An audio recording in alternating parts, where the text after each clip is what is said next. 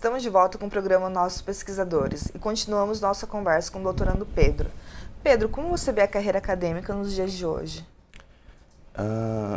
De uma maneira geral, eu vejo complicado. Eu vejo como complicado. Eu acho muito difícil a gente não trazer para esse tipo de pergunta, para esse tipo de conversa, a situação política atual que a gente está, onde, em minha visão pessoal, existe um processo de sucateamento das universidades públicas e dos ramos de pesquisa.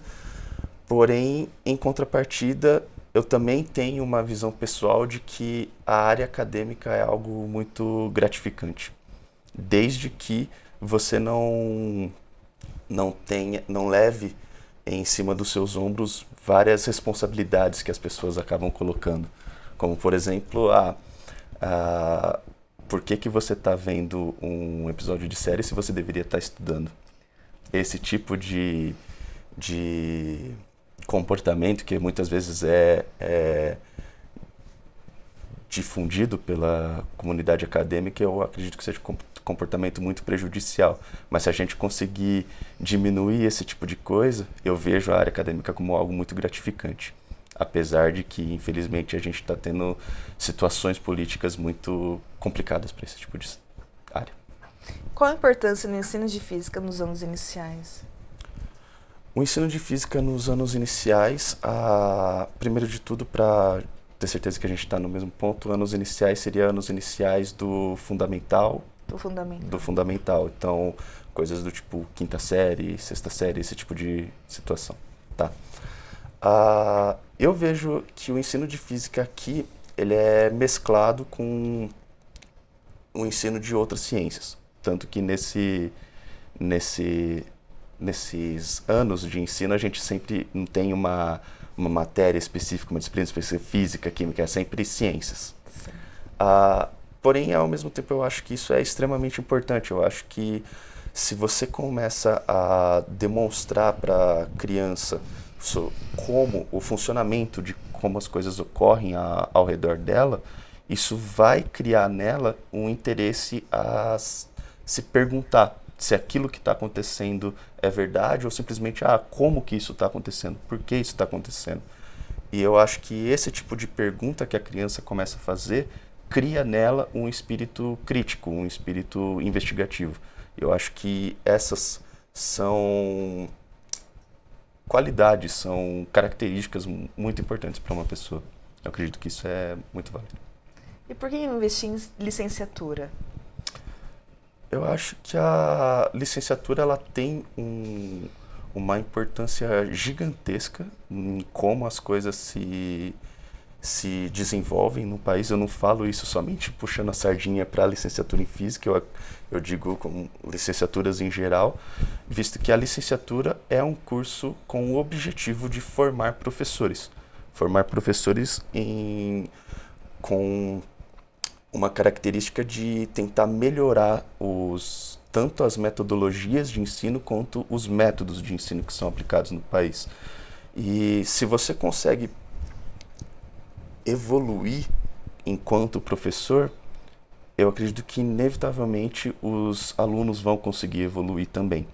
É claro, existem várias outras características acerca desse tópico professor-aluno, ensino, aprendizagem, tudo, que acho que não vem ao caso, mas investir em licenciatura eu acredito que seja um dos passos básicos para a gente ter uma geração de professores cada vez melhor e assim conseguir resultados dos alunos também melhores. A divulgação científica é algo complicado de se fazer atualmente. Por que investir em divulgação científica? Uma das dificuldades que eu vejo atreladas à divulgação científica está no fato de que a gente não precisa somente divulgar a ciência, mas também ensinar a ciência. Por isso a minha visão na pergunta anterior.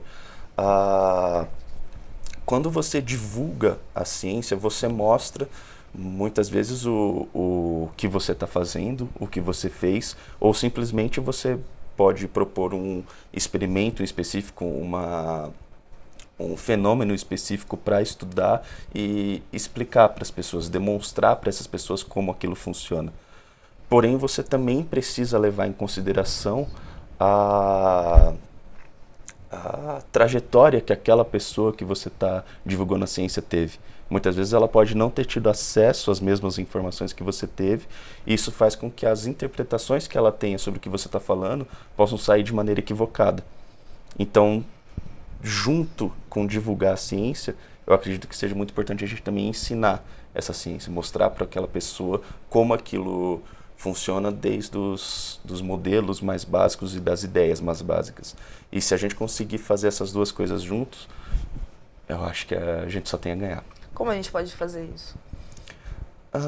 Muitas vezes isso vem tanto da metodologia quanto do método que você aplica para ensinar ou para divulgar alguma coisa. Eu poderia, por exemplo, falar para você sobre a minha pesquisa do mestrado, explicando coisas muito mais aprofundadas no assunto. Poderia começar a falar sobre conceitos de mecânica quântica, como vou falar sobre hamiltoniano, vou falar sobre um potencial de interação e potencial de dipolo, mas várias coisas que, se eu não considerar a trajetória que você teve antes, vão ser simplesmente palavras vazias. E aí eu vou falar um monte de palavra complicada e o público-alvo com quem eu estou falando não vai absorver nada, vai simplesmente falar, nossa, só coisas complicadas, entra por um ouvido e sai para o outro.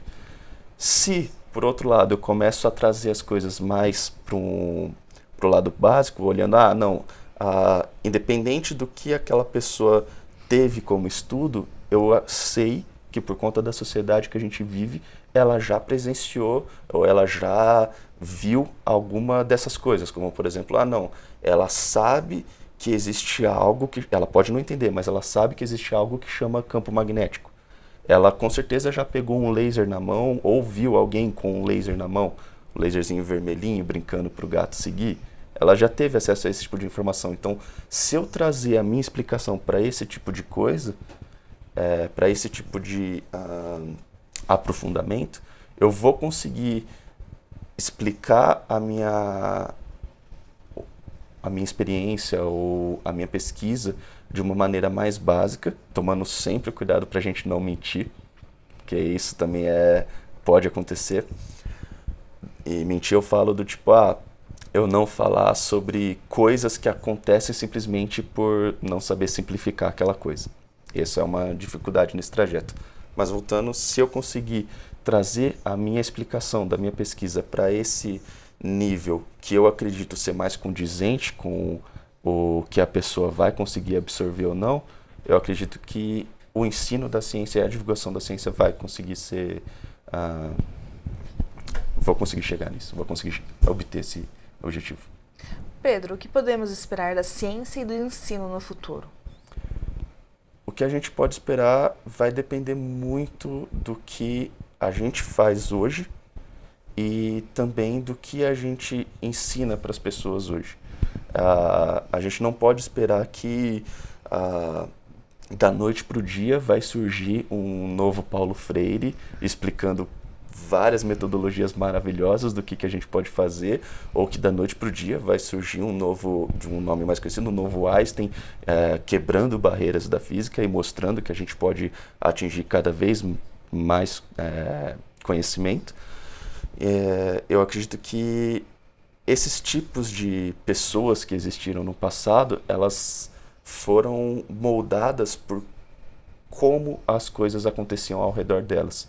E por mais que a gente não possa se considerar, eu não sou nenhum Einstein, eu não sou nenhum Paulo Freire, mas eu acredito que cada um pode sim fazer o possível para a gente ter um ambiente propício para que pessoas desse tipo para que pessoas desse tipo aconteçam, para que pessoas desse tipo começam a se destacar. E eu acho que isso é muito importante para o desenvolvimento da sociedade. Então, se a gente quer esperar qualquer coisa do ensino ou da pesquisa do futuro, seria muito interessante a gente começar a praticar o objetivo que a gente tem hoje. Começar a praticar esse tipo de coisa hoje. E quem quiser saber mais sobre o assunto, o que pode fazer? As pessoas podem sempre entrar em contato com qualquer tipo de aluno de graduação ou pós-graduação.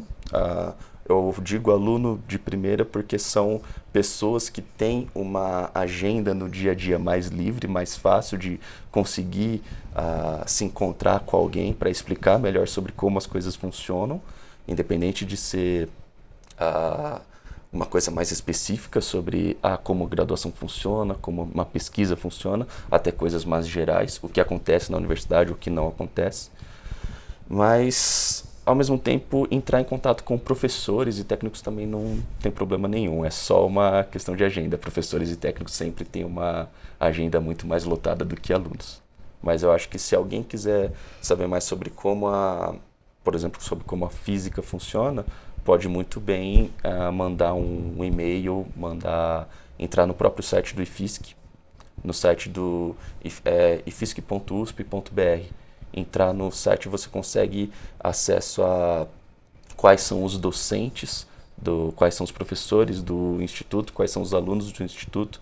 E em cada perfil de cada professor e cada aluno, você tem o acesso ao contato daquele professor e também a pesquisa que aquele professor realiza, o mesmo para o aluno. E o mesmo também para o site da pós-graduação da UFSCar. Obrigada, Pedro, pela entrevista. De nada. O programa de hoje fica por aqui. Sou Viviane Marque e até a próxima.